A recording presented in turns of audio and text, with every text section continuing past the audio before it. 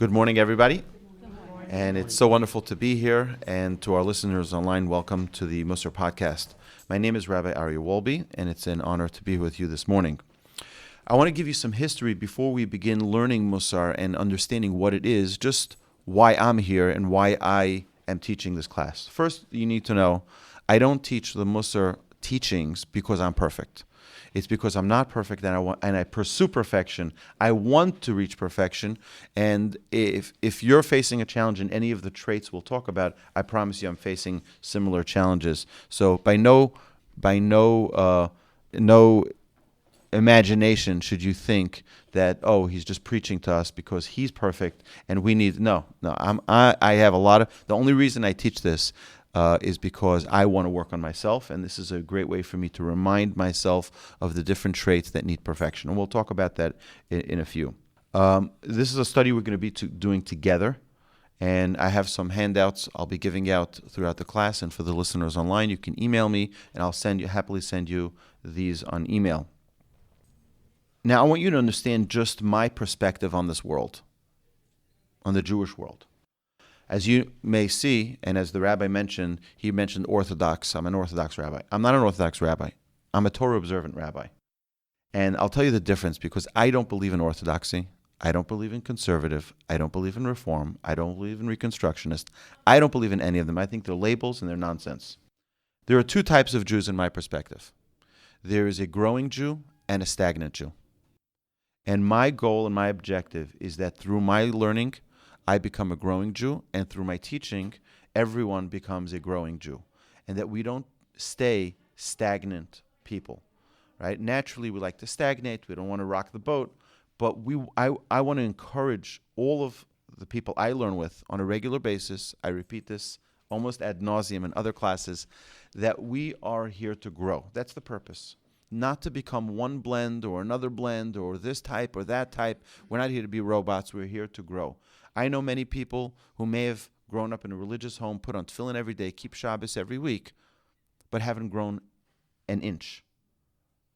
Not a centimeter in their spirituality. And I know other people who grew up without any Judaism at all, but because they're learning, decided, you know what, I'm no longer going to put cheese on my burger. I'm no longer going to eat shellfish. That's a huge step. That's a growing Jew. And that's what we appreciate. That's what I believe God, the Almighty, wants us to do. And I have many proofs. We'll talk about this in the future. So that's my general philosophy. I don't see shades. I really don't. I consider people by their desire to grow. And that's really the way, as an organization, we're an organization that's trying to encourage and urge people to take a step in their Judaism. Whichever congregation they're part of, whichever affiliation they have is really irrelevant. Take a step, make a commitment, become stronger in your growth. I want to also give a thank you to Congregation Beth Yeshurun, our host, for inviting me here and for allowing me to teach these classes. So let me give you some history. My grandfather, Rabbi Shlomo Wolbe of blessed memory, was born in 1914 in Berlin, Germany, and passed away in 2005. He was born to a very non-observant home. Rabbi Shlomo Wolbe, his parents were not religious at all, didn't keep any form of observance at all, but he grew up with an intrigue and an interest in observant lifestyle. How? I don't know how. But he always had this, my grandfather said that when he was a young boy, about 6 years old, he was walking with his father. His father was a professor. His father was very anti-religious, had very little sympathy for religious people. And they were walking together, and they bumped into a rabbi who happened to be a rabbi of an Orthodox synagogue. And the rabbi shared many of the professorship degrees that his father, my great-grandfather, had. And they hit it off, and that rabbi eventually encouraged my grandfather's father to send him to a religious day school, to go to some type of Hebrew day school. And from there, he kept on growing. My grandfather begged to go to yeshiva, and when he was 13 years old, his parents allowed him to go to a gymnasium in Frankfurt, which was a Jewish day school in Frankfurt. And after that, he went to a yeshiva in Switzerland. He was there for a couple of years. And the agreement was a fascinating story.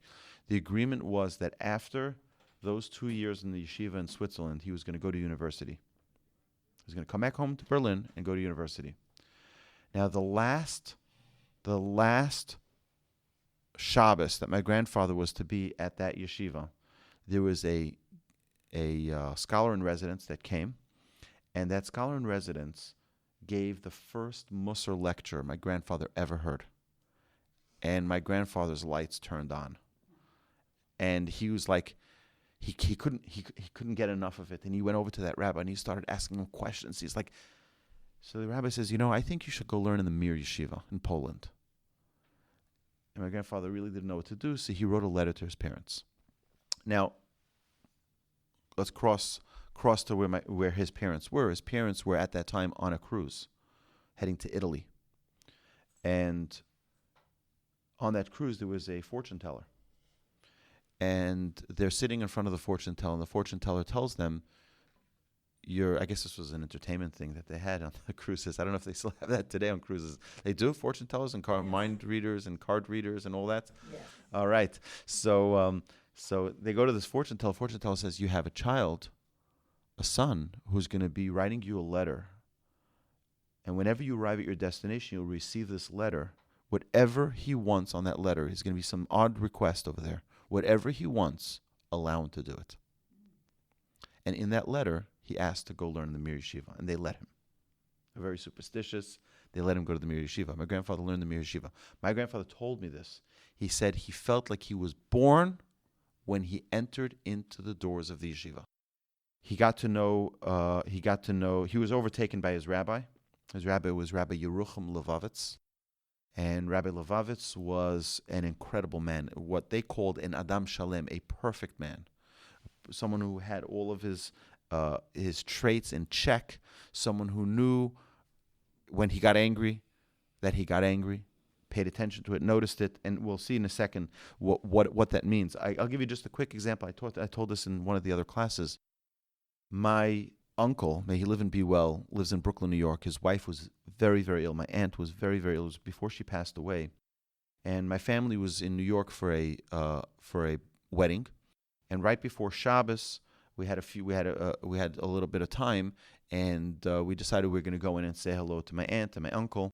And we go in, and it was very hectic. She really wasn't doing well. They had like the changing of the guards of the nurses that were on call, and they were on the phone with the pharmacy and with the doctor and trying to get the right medications, and it was all chaos. I realized it probably wasn't a good time. I said good Shabbos, and I left with my wife and my children. A few weeks later, we were back in New York again, and we said, we want to go visit again.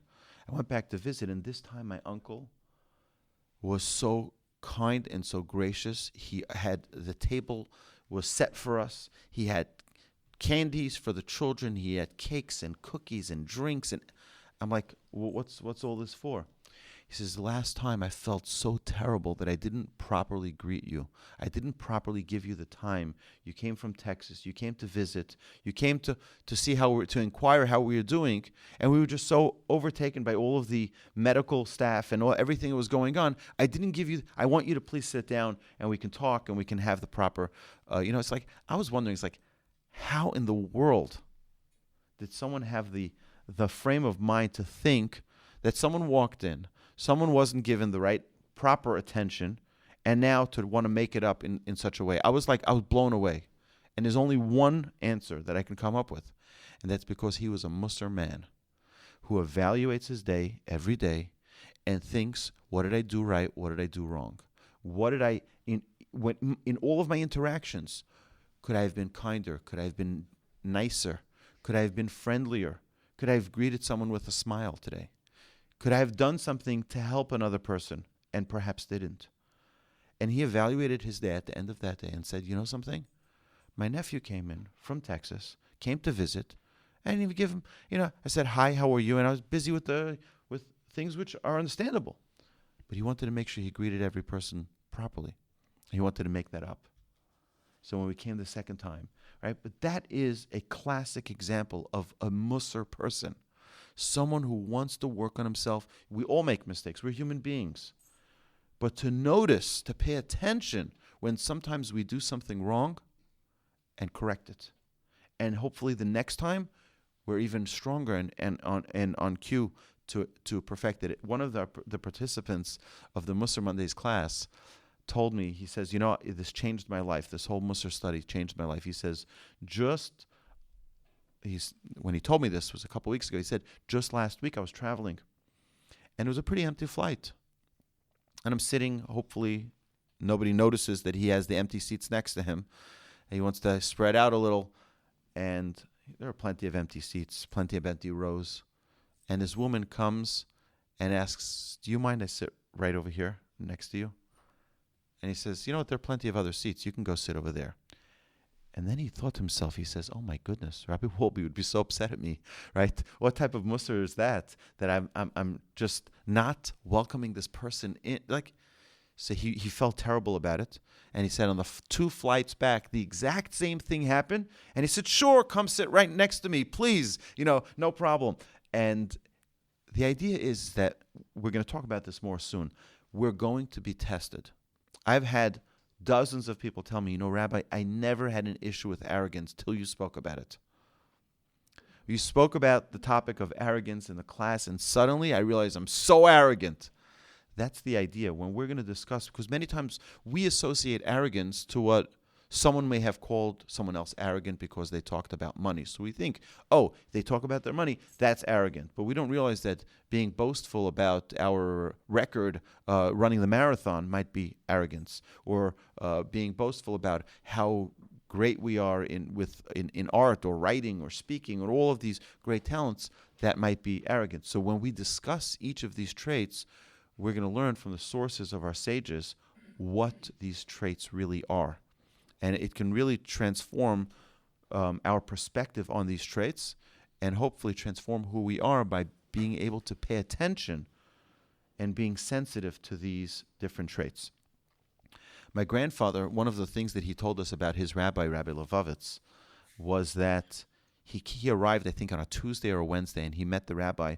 And, there's a study hall the Beit Midrash, where everyone would sit and study. And a student comes out, and he says, it's so great to see you. And he's like, my grandfather's thinking to himself, maybe this is someone I knew from the past, and I don't remember who this was. He's like, and then the next student comes out, he's like, Shalom Aleichem, it's so nice to have you here. And my grandfather's like, every guy who's coming out is so friendly. What's going on? He realized this is what they were taught, how to greet someone in a way that they'll feel loved, how to greet someone in a way, not superficially, but in a genuine way, to really be excited to see another person, to really be delighted to meet another student. Imagine if we had this in our high schools. We wouldn't have bullying. We wouldn't have, people would just be gracious and kind. So it was a Tuesday or Wednesday that he arrived there, and he saw the Rabbi Levovitz, who had become his be-all and everything really till the end of my grandfather's life. His whole mission was to follow the teachings of his rabbi. And came and he saw where he stood for prayer, where the rabbi sits. The rabbi has the rabbi seat. Comes Friday night. My grandfather comes into the study hall where they prayed as well, and he sees somebody sitting in the rabbi's seat. My grandfather, the young student, was about to approach the person and say, you're sitting in Rabbi Levovitz's seat. You shouldn't be sitting there. And he went over to one of the other students who was there for a while already. And he says to him, who's sitting in the rabbi's seat? They said, no, that's the rabbi. He says, but it doesn't look like the same person. He had a glow about him on Shabbos. Like during the week, his face didn't have color, but on Shabbos, his face was beaming. His face had a glow. My grandfather wasn't senile, okay? He couldn't recognize his rabbi. He had such a different aura, a different presentation about himself on Shabbos that was just unrecognizable almost. And they got used to it every Shabbos. And one Shabbos, they see that he has a face of the weekday. He didn't look like Shabbos. So they approached the rabbi and they said, Rebbe, what's going on? Why do you look like this? You always have this glow on Shabbos, and now you look terrible. See, he said, I just got news that there was a terrible person who lived in Germany, who was, this is talking about in the pre-Holocaust, but there was someone who lived in Germany who was a Jewish guy who did terrible things against Jewish people. A self-hating Jew. I don't remember the exact name, so I'm not gonna repeat it. But either way, he passed away just this week. So they said, so what? So he was a wicked person. So what are you so afraid? What's the problem? He says, yeah, but you don't understand. He says he's standing in front of the heavenly courts now, and what's he going to say for himself? He says he's a Jewish person. He's my brother. He's your brother. I'm worried for what his answer is going to be in front of the heavenly tribunal. He's not going to have what to say for himself. And that's caring for every Jew. That's feeling what someone else is experiencing. My great-grandfather, from my grandmother's side, my grandfather's father-in-law, his name was Rabbi Avraham Grodzinski. He was the spiritual leader in the city of Slobodka in Kovna, where there was a great yeshiva in Slobodka. And one day, he looks at his watch, and he jumps out of his seat, and he starts dancing, and he's dancing, and everyone's like, what's going on? He's just dancing. After he sat down, they asked him, they said, Rebbe, what's going on? What are you dancing? He says, right now my student is getting married in another city. I couldn't be there, but I told him I'll be happy with him, with his simcha, with his joy. That's feeling a connection to another person. Now, and we'll get into these traits and understanding how this really brings a person, because when someone else feels pain, do we feel their pain, or we just say, oh, that's terrible. I'm so sorry to hear that. Or do we really feel their pain? Do we really feel their pain? Or are we just saying things? Or we really have no idea what they're experiencing. And we're just saying it so that they feel like they have someone. But we really don't really feel it. When someone is angry, do we really feel what they're angry about? Or we just want to calm them down? Say, you're really right, but sometimes people do stupid things, and we just try to encourage them. Or do we really feel what they're upset about? And that really needs to be our goal, is becoming Mussar people, is opening up our sensors to feeling what's going on around us, within ourselves and outside with other people. We're going to get this. We're going to have plenty of time to go through each and every trait, to discuss them in great detail, to understand what the Torah, and everything is sourced. I want you to know something. One of the foundations of everything I teach is based on the fundamental principle that rabbis don't have the authority to make up any rules. The rabbis don't have the authority to make up anything. Everything must be sourced. It needs to be sourced in the halacha, which is backed up by the oral Torah known as the Talmud and the Mishnah, and backed up in the written Torah known as Tanakh, the Torah, the prophets, and the writings. So at any point, I'm not going to give sources because it could be a point of confusion, but if you have any question after class, I'll give you the exact source for every single thing that I share with you, whether it's in Talmud, in Mishnah, or in some other source in the Torah. My grandfather, after being in Poland for several years, got a letter from the Polish government that because he was a German citizen, would have to leave because the war had broken out. My grandfather decided to go to Sweden, which was a neutral country, and he went to Sweden and had two main successes there. Number one, and he was a young man, he was 24 years old, 23 years old. He had two main successes there. One is that he opened up what was known as a Beit HaMussar.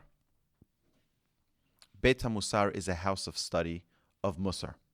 It was the first thing he did. And every single day he studied Mussar. There are many books of Mussar study, and we'll get down to the background of it in a few minutes. But he spent time every single day reaffirming his connection, his understanding of himself, of the world, of his responsibility in this world. And he said that that's what preserved him through the 9 years he lived in Sweden, alone, without a community, without a rabbi, without a synagogue, without really anything. One day he opened up the newspaper, and he heard that there was a kinder transport coming from the camps, and they were bringing Jewish girls from the camps to Sweden because there was a shortage of girls in Sweden. They said, we'll bring these girls, they'll marry these Swedish men. It turns out they were all Jewish girls. My grandfather's like, we can't let these girls intermarry. We got to do something about this. See, these girls are probably orphans. We have to go help them. So my grandfather immediately got on a train, traveled 8 hours to meet these girls where they were arriving. And along the way, he put together a plan of how he was going to open up a girls' school. And he meets these girls, and he says, listen, you can't go anywhere. You have to come with me. We have to create a school for you. Now, one of the things that my grandfather said is that when he met those girls, he packed with himself a little lunch. The girls had food. They were fed by the Swedish government. And my grandfather washed his hands before he ate his bread. And then he held his bread and made the hamotzi lechem in haaretz. And he looks up after he bites into his bread, and he sees all of the girls are crying. All of the girls are standing around him, and they're crying. They hadn't seen this blessing being made in 5 years. They grew up in homes where their fathers were rabbis. Their fathers were involved in a Jewish community. Here they were in camps. They've seen their families murdered. They've seen such tragedy. They've never seen, in 5 years, they've never seen someone wash their hands and make hamotzi. And they were all crying. My grandfather, at that point, realized he must do something very serious about this. Immediately, he contacted other rabbis who were around in Sweden, and they got together. They wrote a letter to the Swedish government saying I think it was 400 girls that arrived. We need to do something for them. We need a building. Okay, anyone here familiar with bureaucracy? How long would it typically take for government to respond that you need a building for these 400 girls? It would take a very long time. The next day, they had a building. An unbelievable miracle. All of those girls came on a train. They arrived at that place. It was called Leadingo. That's the village that they had that building. And they had a school there, a seminary. They were older girls, 17, 18, 19, 20-year-olds. And all of those girls, there's actually a book that was written about Leadingo. I've seen through the years, I've had literally hundreds of people come over to me and say, my grandmother was one of those students. And I had people all the time. My grandfather would come visit us in New York. These elderly women would come and they'd say, they'd say to us, we're students of your grandfather. We're alive because of him. We're Jewish today because of him. And interestingly, my grandmother was one of those teachers. And they met there, and they eventually got married in Israel. When they arrived in Israel, they got married, and my grandfather started a yeshiva called Be'er Yaakov. It was in a little village called Be'er Yaakov, and had thousands of students. Over 40 years he ran that yeshiva, had thousands of students come through the doors who are today all well-known and accomplished. Not all, but most are well-known educators. If you read books on Jewish education, my grandfather's quoted there extensively. A tremendous amount is written about his methodology in education, his understanding in character, etc., etc. He himself published many, many writings. His most prominent writing was the book called Alei Shur. And Alei Shur is one of the verses that in the blessings of Jacob to his children, it says about Joseph that he'll be Alei Shur, he'll be walking on the wall. And the idea is, walking on the wall, you can see the difference between the two worlds. And it's like, in the Matrix, you have the red pill and you have the blue pill. One, you can live in oblivion and you'll never have a problem. You'll never worry about anger, and no one will bother you. And the other one, you're going to face challenges and you're going to work on perfecting yourself and hopefully attain perfection. And that's the world of Mussar. The world of Mussar is that we recognize that we have deficiencies. Each one of us have deficiencies. We have things in which we need to work on. We need to perfect ourselves. I have over here, I brought copies for everyone, but I actually have my own chart of my own traits. Okay, now I'm not going to show it to you because it's private, right? And you don't need to show me yours. But the idea is for every person to have a chart like this, to know yourself. The top part are your strengths, the bottom part are your weaknesses. And for every person to really get to know themselves is a very big gift. And it's not easy. I'll tell you that I've had, over the years, probably several hundred people have gone through the Mussar classes here in Houston and have said, Rabbi, I'm having a challenge. Sometimes the challenge is I don't want to see the good because that might say I'm arrogant. I don't want to see the bad because that hurts. So you have this challenge on both sides. My grandfather always said, not knowing your flaws is a problem, but not knowing your qualities is a tragedy. You must know your qualities. You have to know what your strengths are, what your weaknesses. It's like a sales team not knowing what their best product is, not knowing how they can sell a product. You have to know yourself, and not because you're trying to sell yourself, but you have to know what you're built of. We're all built of traits. I have over here a sheet which is titled "Understanding Myself."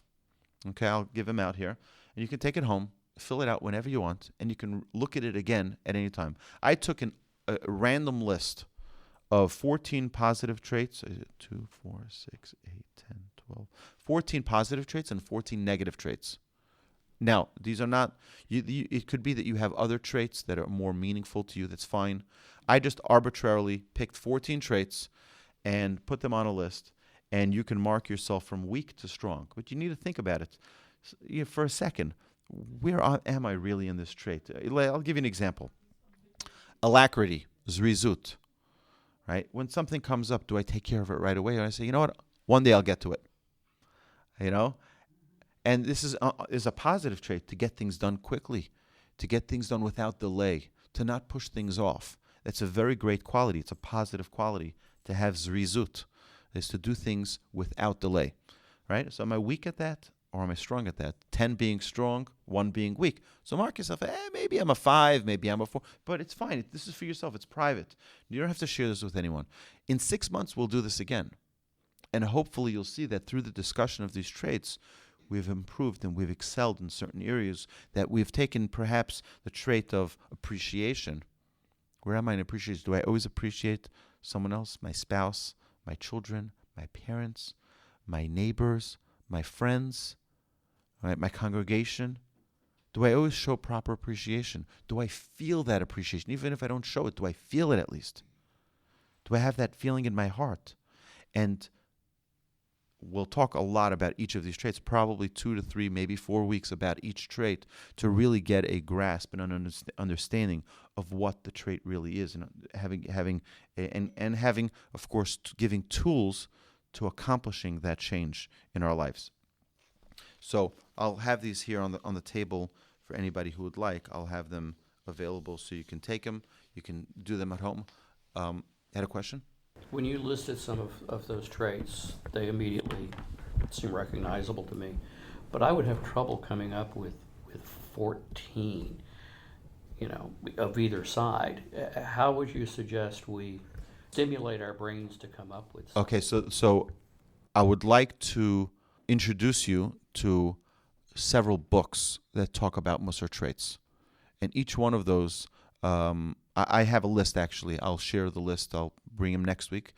A list of all of the different books that I recommend as great reading to learn and understand. Several books from Alan Marinas from the Mussar Institute, where he deals with specific traits. But I have also a list. This is from the book Begin Again Now by Rabbi Zelig Pliskin, where he has a list of 221 positive traits and 330 negative traits. Yes? Again, it's not that you have to focus on 14. If you focus on 2 or 3, because you're going to have the whole year.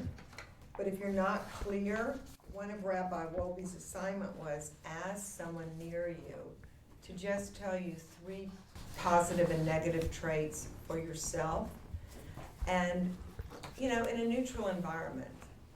And it's really incredible because you can't work on them all at once, but yet they'll intertwine. But hearing the ones that your family and friends say, there'll be a trend, and it's really incredible. Every year I ask that same question at this time of the year. That's right. I do that. I do that as well. And I call my rabbi. I have a weekly phone call with my rabbi in Jerusalem. It's a very cherished time that I speak to him every Wednesday night. And every year at about this time, I say, Rebbe, we speak every week. You know my ins and outs. You know what's going on. I ask him questions, personal growth. I ask him about questions of marriage, questions of child, of education, child rearing. I ask questions about the organization. I ask questions about friends, circumstances that come up. I talk constantly with my rabbi, ask him questions and seek his counsel. So he sees a picture that I sometimes don't see of myself because I'm busy with my whole life. He gets that glimpse and he can see certain patterns. I say, I want you to give me straight. Tell it to me straight. It's before Rosh Hashanah. What do I need to improve in? It's before Yom Kippur. What do I need to repent in? And sometimes he says, no, you're doing great things. And sometimes he'll tell me something which will shock me to my core. And it's worth it. It's the best advice you'll ever get is someone who will tell you, who will give you the uncensored truth about yourself. Because I'll tell you something very interesting. You drive a car? You drive a car. Everybody knows that when you drive a car, there's an area called the blind spot. Right now, I'm looking at all of you, and I see peripheral vision. I see over here. I see Bobby over here, and I see this young lady here, right? So I have about 170 degrees or 160 degrees with peripheral vision, okay? But there's a whole section of about 190 degrees that I don't see. Now, you see it, and you see it. Everyone here sees it. It's what's going on behind me. So imagine there's a board hanging right on top of me, and it's about to fall on me. What would you tell me? Look out. Yeah, look out. Careful, Rabbi, right? So imagine that was a negative trait. I don't see it because all I see is what's in front of me. I don't see those negative traits. I don't see jealousy. I don't see anger. I don't see all of the negative traits that we have listed here. So I'll tell you the 14 that I chose arbitrarily. And tell me, you might suddenly say like, wow, I didn't even know that was a trait, right? So we have alacrity, appreciation, caring, cleanliness, faith, generosity, happiness, humility, kindness, loving, order, patience, truth, will. Right? These are all great, great positive traits. If we had all of these positive in like perfect, we'd be like pretty awesome, right? And I'm sure we all are. Everyone here is awesome in your own right, respectively. But I certainly aspire to hopefully achieve greatness in all of these positive traits. Negative traits: aggression, anger, arrogance, dishonesty, envy, flattery, hatred, laziness, lust, sadness, selfish, stinginess, stubbornness, worry. And these are all traits, and we're going to go through over the coming year. We're going to go through. I might base it on this list of 28 traits, the 14 positive, 14 negative. We might pick other traits. If anyone here has an idea of a trait, you feel like Rabbi, this is something I really want to talk about. I want you to talk about. I'll happily talk about that topic and do whatever research is necessary. As you can tell, I have over here 31 different sections over here on material. Some of it is old material that I prepared over the years, and some of it is brand spanking new. So I'm looking forward to sharing it with you. Okay, so my grandfather published this book, Al Shur, and this is his most famous work. It took him 28 years combined to put together both volumes of that book. The first one took 15 years, which is not a very thick book, but it's a very deep book. And then the second book took 13 years, and a combined 28 years. It's not ideas and concepts that he researched. It really is an autobiography. He really is writing about his own struggle. He's writing about his own growth. In every trait that he writes about, he's actually talking about how he worked on it. So it's not like it's proven, tried, and real tools to perfect traits. When he talks about any trait that he discusses, he's giving you what he has tried. Now, if someone tells you you're going to a new location, you're going to a new city, who would you trust how to get around the city? Someone who actually lived in the city for 10 years or someone who just looked at Google Maps? Right? You trust someone who actually lived there, who can tell you, oh, make a right turn there, make a left turn there. When you see that sign, that's right. You'd trust that's someone who's worked through Mussar study, who's worked on these traits. It's a much better guide than just someone who does some research. Today, when people write books, they take some time off of their career on television, do some research on a topic, use Wikipedia as much as they can, and put together a book and give you information that you typically wouldn't have had. Right? Here, this is not a book of research. It's not a concept. This is, he worked through this himself. He went through those struggles himself. And he's writing his findings most people don't look at that book that way. They look at it as, wow, he just writes this nice idea. He worked on this. I know he worked on it because I lived with him. I had the privilege of living in my grandfather's house for several years and being there, having breakfast, lunch, and dinner with him for a while. Now, I'll tell you something interesting. When I was 15 years old, I grew up in New York. And when I was 15, I decided I was going to Israel. I wanted to learn in a real yeshiva that was serious about Torah study. And I went there myself. I told my parents, hasta la vista, I'm out. And I went to Israel. And I spoke to my grandfather in advance, and he said that he would set me up with a yeshiva not far from where he lived. One of his students had a yeshiva, and I went there. Now, I didn't even realize how big of a struggle it would be. He was an American boy coming into the Harvard of Israeli yeshivas. And these guys were advanced. These guys knew what they were learning. I couldn't hardly read the stuff. And one morning, a guy comes rushing to my room when we're getting ready for prayer services, like 7:15 in the morning. He comes rushing to me. He says, "Your grandfather's here." I'm like, "What?" It's like the big rabbi. What is he doing here? My grandfather came for many months. He came to be there for morning services at Shacharis, to be there with me. He knew the weight he carried. He knew how respected he was in the community. And he knew that this would be a tremendous vote of encouragement, of confidence that he would give me by being there. And he had a very busy schedule, but he took time to be there with me for service, and he would stand right next to me and put on his tefillin next to me and daven next to me so that I had this like extra backing. And it's such a special thing. When we'd leave, like everyone would be like, oh, "Good morning, Rabbi." It's like, they'd be, it's like with such awe that people would have and reverence. They'd have such a great rabbi. And there I'd be holding in his arm, holding his hand and walking home with him was like the greatest pride. But I didn't notice what a challenge I was facing at the time. But he noticed the challenge, and he said, I need to give him that boost. I need to give him that assistance. I need to help him out. But that's someone who's thinking about someone else's situation. We're so busy with our own lives, so who has time to think of someone else's problems, right? That's a Mussar giant, a Mussar great, someone who really thinks not only for himself to make sure that his character is proper and hopefully attaining perfection, but thinking about other people and really putting themselves into someone else's situation. Rabbi, I have a question. Sure. What about navigating boundaries so you're not overstepping? I think it's wonderful that your grandfather came, and it's fabulous that he would do that for you. But I'm just concerned about that. So the key to all of Judaism is balance. Everything. I actually just spoke to someone yesterday who was at my house, and his father's a convert. I said, "What inspired your father to convert to Judaism?" He said he was born Catholic, and he tried to ask questions, couldn't ask questions, and he tried exploring other religions. And every religion he lived in Indonesia for 5 years with the Muslims there, and he saw that there was no balance there as well. It was extremist to one way or the other.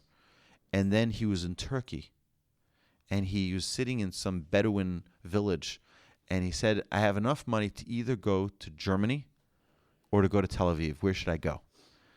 So this random stranger in this Bedouin village that he was in says to him, "Go to Tel Aviv. The Jews will make sure you're always fed." So he went there, and he lived in a kibbutz for a few years until he met this young woman who says to him, "You should come with me to Jerusalem." And she introduced him to a rabbi there. The rabbi started learning with him some Torah, and he's like, this is what I've been looking for. This is what I've been searching. here it's open, it's balanced. That's what the word he used to me. He said it was balanced. It makes sense. Judaism is about having a good time, but being serious enough to not be, crazy, right? There has to be a balance. And Judaism is all about balance. We have a holiday that is dedicated half to you, half to God. Half to you, half to God. Chetzi lachem, chetzi laHashem. Why? What's the idea of a holiday? What's the idea of Shabbos, of Sabbath? The idea is to connect to the Almighty. But God doesn't say, connect to me and disconnect from yourself. No. Wine and dine. Have a good meal. Cook that brisket. Enjoy. Come to synagogue and pray so we can talk. We can have a conversation. We'll talk about prayer. You'll see that prayer, you don't need to be in a synagogue and you don't have to have a minyan. You can pray in your car and you can pray in the library and you can pray while you're doing groceries. You can pray anywhere. Prayer means a conversation with God. And that's something we should utilize. But we'll talk about that. We'll get through that. But it's a great question. There always needs to be balance. We have to know that balance. We have to know where we going into the area of unwanted territory. But again, when someone is connected in a real way, you get a feel. Okay, I'm overstepping my boundaries. I'm not wanted here, or it's best for me to step back. And that's part of it. Is to know where is our place and where is not our place. I'll just tell you one quick thing about my grandfather. He was very methodical. Very methodical. He had more of a German type of order to the way he thought and the way he organized his ways. My father, in the early 80s, when my grandfather started publishing these books, he said, there is something called a word processor. Maybe instead of using a typewriter, I can get you a computer. You can type it into a computer. So my grandfather says, for what? He says, like this, you can edit and you can move paragraphs back and forth and you can... I was like, I never needed to change a single thing I wrote. Never changed. He wrote it. It was all pre-organized. My grandfather used to type this out. My father was a little child. He would start typing out the first book. My father would in the morning, early morning, 4 or 5 in the morning, they had a two-bedroom apartment, a very small apartment. And my father slept in the living room, which was also the kitchen, which was also the dining room, which was also so it was also my grandfather's study. And my father would wake up hearing the typewriter, tick, tick, tick, tick, tick, tick, tick, tick, tick. And then there would be a few minutes of silence, and then a barrage of typing again, tick, tick, tick, tick, tick, tick, tick, and it was all organizing it in his mind and organizing it and executing it, typing it out. So I also had the great privilege, my grandfather would speak in many different, after he left his yeshiva in 1982, he started lecturing all around Jerusalem, all around the country, all around the world really, and giving his Mussar discourses. One of the most prominent places where he was speaking in was the Mir Yeshiva. The Mir Yeshiva is the largest yeshiva in the world. There are over 9,000 students sitting and learning Torah every single day. And he would come there every other Tuesday and give a lecture to hundreds and hundreds of people who would pack into one of the study halls. And that was on a Tuesday. But Saturday night, he taught in one of the great yeshivas in Beit Vegan in Jerusalem. And he would start immediately after Shabbat because he needed a microphone and his voice couldn't project that loud. And due to the regulations of Shabbat, he was not able to use a microphone till after Shabbat. So we would walk on Shabbat. I would walk with him many times. I would walk with him from Givat Shaul all the way to Beit Vegan, which is about a 45-minute walk for a young man. And my grandfather was in his mid-70s at the time. And we would walk all the way to Beit Vegan, and there he would, just get himself ready. And as soon as Shabbos was out, he would begin his lecture. But that was a great opportunity. I would, have this chance to walk with him uninterrupted for 45 minutes to an hour every week, and to ask him questions and just talk about. Now, you have to understand, to have a grandfather like this, many people say, like, wow, that must be really awesome. I'm like, yes. But everything has its counterbalance. I never spoke to my grandfather about sports cars or about sports or about, a nice vacation. It's like those things were not relevant to him in any way, right? So not that he wasn't connected with this world. He was very connected, but not in that kind of ways. Like sports was too juvenile in a way for him, for a man of that status. He wouldn't talk about that. Now, I love sports. My kids love sports. We watch games and we go to games, and it's great. But again, there has to be a balance. So, my grandfather was a great man, a very, very holy man. But that wasn't one of the side benefits of being able to talk to him as an American boy, talk to him about some of the fads that we have. It was not something that we. So I never went with my grandfather to a baseball game. Okay, if you were asking yourselves, no, I never did any of that. It was much more of a serious, more focused conversation whenever it was. Okay, so let's get get down to it. What is Mussar? And we hear this word Mussar. If you go on Google or you ask Wikipedia what Mussar is, they'll give you pages and pages and pages to read. But I'll tell it to you briefly. Mussar means, there are a couple of translations to it. It can mean correction, instruction, or even modernly, in the modern Hebrew, it actually means ethics. When someone says "Zelo musari," they say it's not ethical, right? You have that in the Knesset, the most ethical house in Israel, right? But when they say so, they'll accuse each other of some wrongdoing. They'll say "Zelo musari," it's not ethical, right? It's not proper. Now, we can translate Mussar to ethics. That's fine. But I believe like this: a personal and individualized message is what Mussar is. Mussar comes from the word meser. Meser means a message. There's a message. Every one of us have a personal, individualized message. And that's what Mussar is. Mussar is unwrapping that message. Now, if we're starting off at the beginning of a Mussar study, hopefully for a year-long study, it's important for us to know that every one of us are given our own circumstances, our own challenges, our own successes, our own challenges that are unique to us. So we're all born in different homes. Any siblings here? No siblings here. And even if you have a twin sibling, I guarantee you're not the same, right? Any set of twins that we know, they don't like the same color. They don't not attracted to the same types of people. They don't like the same type of sports. One is more active than the other. One likes art and one likes music and one likes this. They're never the same. They grow in the same home. They grew up in the same. They were in the same womb together, right? And yet they don't like the same things. Each person is an individual, and they're unique and they're special. And with that uniqueness comes our own baggage of positive and negative traits. We all have our own set of positive and negative traits. And unpacking that is really what we're going to try to do through Mussar study.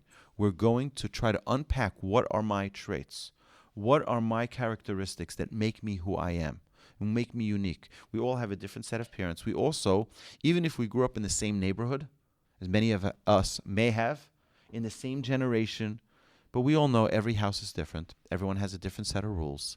Every school, every child is different. And even if you grew up in the same school, you may have a different experience. Some are smarter, some are less, right? Some do better on tests, some do worse, right? Every person is different. In our traits, it's the same.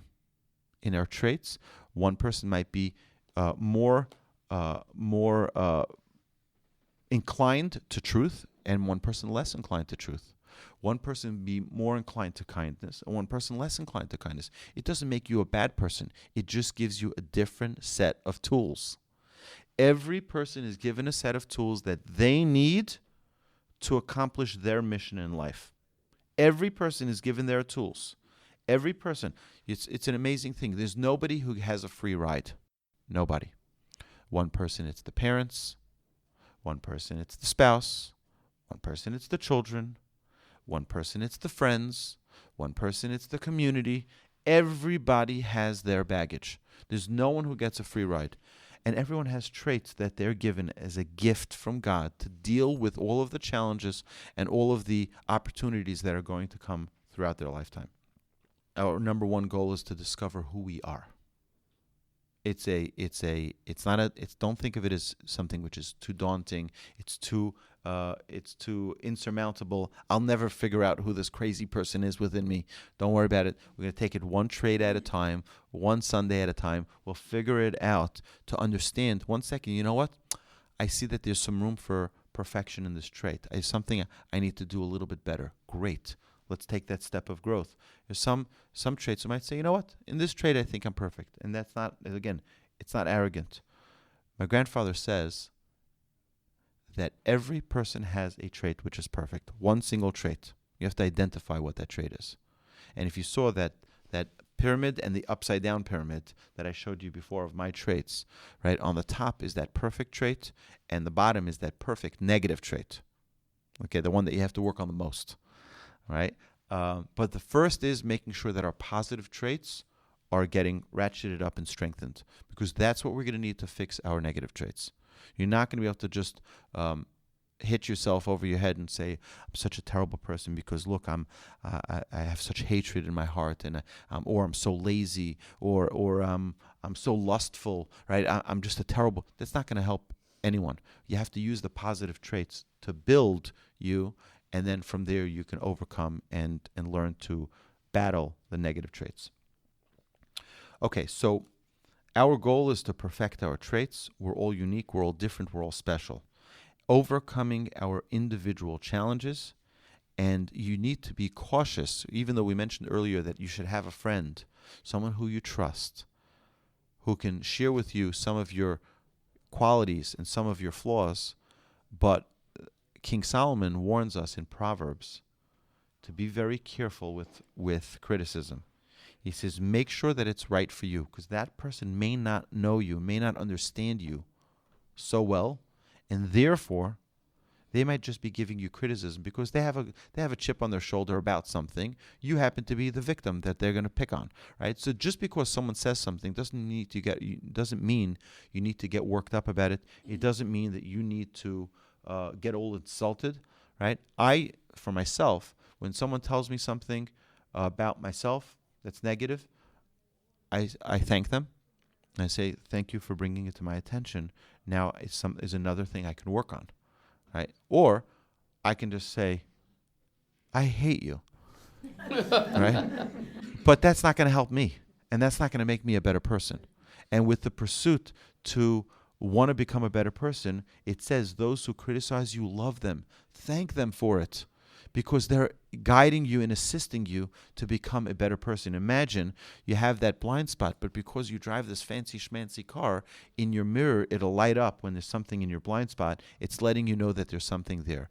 That's the way we should look at any type of constructive criticism, even if it's not given in a constructive way, to take it as a meaningful opportunity for us to apply change to our lives. Okay? Just one more quick thing. Our mind knows two things: right, wrong, good, bad, true, false, black, white. Okay, that's what our brain is divided into two different compartments. Obviously, our brain is a lot more sophisticated than that, but just to narrow it down, our brain works in a very simple manner. Yes, no. Good, bad. Our heart is emotion. And our heart works on a whole different wavelength. I know it's bad for me. The doctor said I shouldn't eat it, but it looks so good. That's the heart. Okay? That's the emotion. Right? But I really want to. Right? That's your emotion. Right? If someone were to say, is this a good thing for you to eat? They'll say, no, it's terrible. Should you smoke? Yes or no? No, it's awful. Everybody knows it. You only have to look at the box. It says smoking kills, right? You know, right? Or they're almost saying, I'm going to kill you, right? On the box of cigarettes, and still people smoke. Why do they smoke? Because there is an emotion that's pulling them towards it. Okay, we could talk about addiction and things like that, but the urge that someone has that's not being controlled. Just if we're talking about that, I wanted to share with you one of my favorite stories to understand Mussar and a person of Mussar. It's told about one of the great Mussar masters that one night he woke up and he needed a cigarette. And back then, it was before we had any studies to show that it was damaging to your health. He really, really wanted a cigarette. The only place he can get was the other side of his town.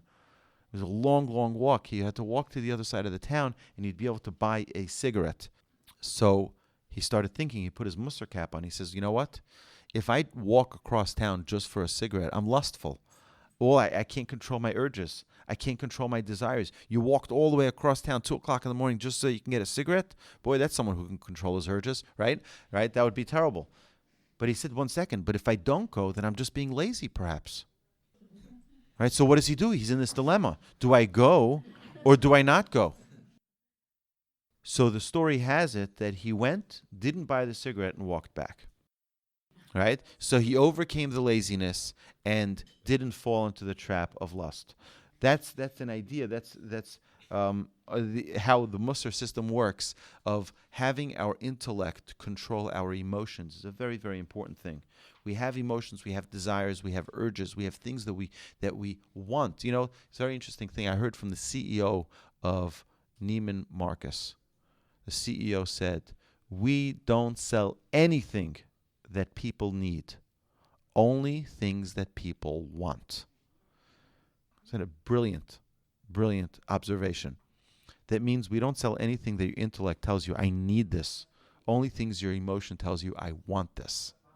All right? That's the difference. Our heart is the source of our desires and our urges.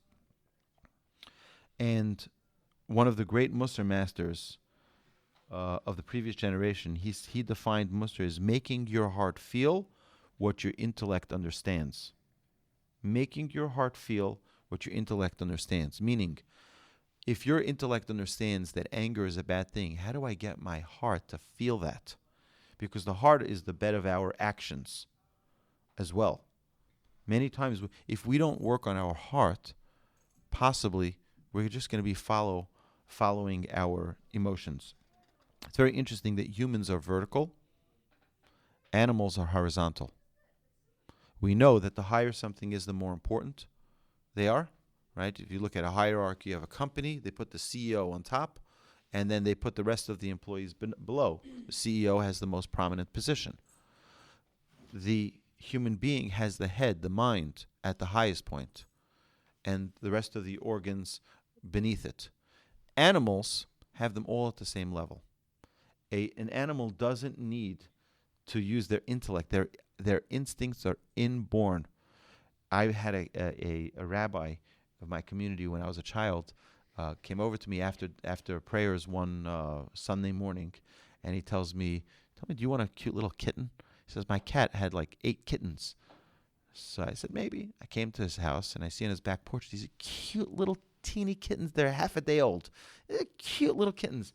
So I picked the one I thought was the prettiest and the cutest, and I took it. I brought it home. My mother almost killed me, right? And it's an amazing thing that that little kitten knew how to walk. And if I would put it on the rooftop, which I didn't, but if I would have, it would have walked to the edge of the rooftop, looked down, sees there's a drop, turns around, and walks away. But if you take a baby, a half a day old, it can't talk, it can't walk, it can't do anything except for eat from its mother, right? Essentially, it can do. It doesn't have any instincts. We have to learn those instincts. We have to train those instincts. Animals have everything built in. That's why an Adam is Adama. Adama is like the earth. You have to plow it. You have to sow. You have to water it. You have to harvest it. And then it grows. But an animal is called a behema. A behema is ba-ma. In it is everything. All of its instincts are there. Next week, we'll continue to talk about a few of the characteristics that animals have inborn that we can learn from them. Because the Talmud says, if we didn't have the Torah to teach us good traits, we can learn good traits from animals. So we'll do a few of them next week and hopefully continue the study. To all of our friends online, thank you so much for listening. We hope you subscribe to this channel. And if you have any questions about any of these classes, or if you want these forms, these Mussar study forms, you're welcome to email me at awolbe at torchweb.org, torchweb.org. Thank you, and shalom from Houston.